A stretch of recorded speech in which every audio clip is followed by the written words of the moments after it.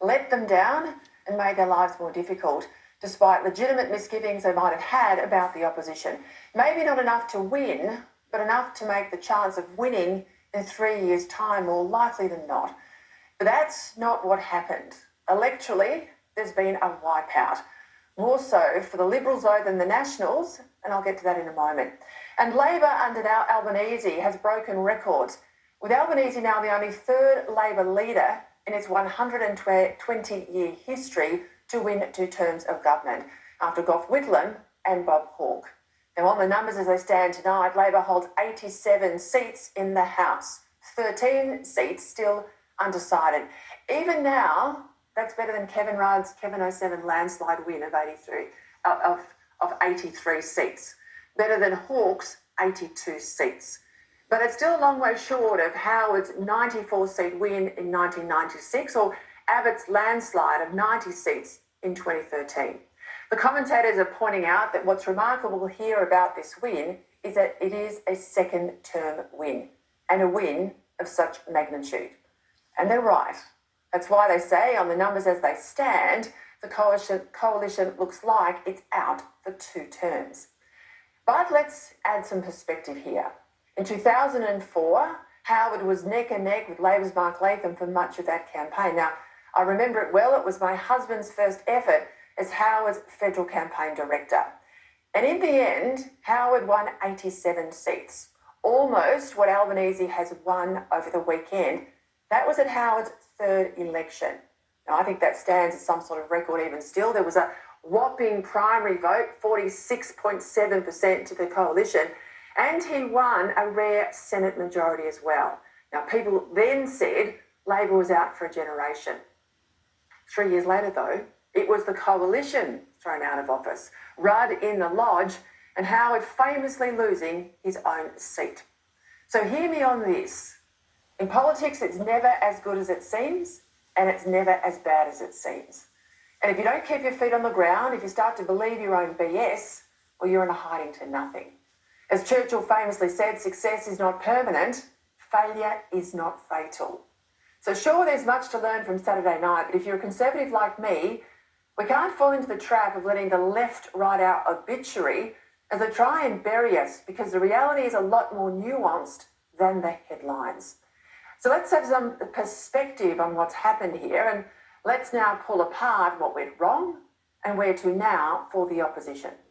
First up, as I said, Albanese's win is historic and it's emphatic.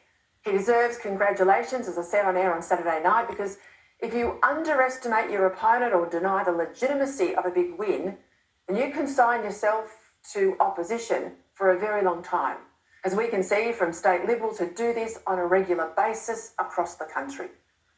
But, and this is a big but, there are some important points that need to be understood because the seat count is deceptive.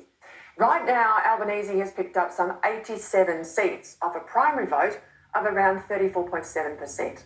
Now, that primary vote might still bounce around a little as counting continues, but that's basically where it is.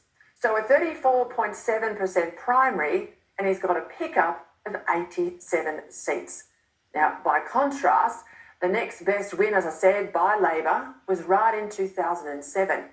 And there, Kevin 07 picked up 83 seats on a primary of 43.4%. 43.4%. Now, that's massive. And it's a difference of about 10 percentage points on primary for about the same number of seats between Rudd and Albanese. Indeed, if I take a look at 2016, Bill Shorten there lost out to Malcolm Turnbull, but he had a primary vote then of 34.73%, and he lost. And yet tonight, as they're hailing Albanese as a Labor legend, his primary sits on 34.79. Now that's a difference of 0.06% between Shorten's loss and Albanese's triumph. 0.06%. And yet Shorten then claimed 69 seats. Tonight Albanese's got 87, maybe more. So how does that happen? Well, key here is obviously the flow of preferences and the fact that there are way more players on the left of politics now, some being declared on the left like the Greens, some who pretend they're not on the left but are like the Teals, who funnel preferences in a very disciplined way to Labor. Now, this is very much what happened in the recent UK election, where Keir Starmer's Labor Party painted the map in red, but off a very low vote share of the national vote. And this is what happened here in Australia on the weekend. Indeed, look at this. Look at the national vote here in sheer numerical terms. You've got 4.62 million Australians who voted Labor and 4.23 million who voted for the coalition. Now, that's a difference of just some 390,000 votes. But thanks to where they all fell and the preference flows, tonight Labor out of that hall has got 87 seats and the coalition hasn't even bagged 40. See what I mean here about perspective. Turnout too, well, that's worth mentioning. In 2022, Australia had the lowest voter turnout since the First World War of 89.82% of the electorate.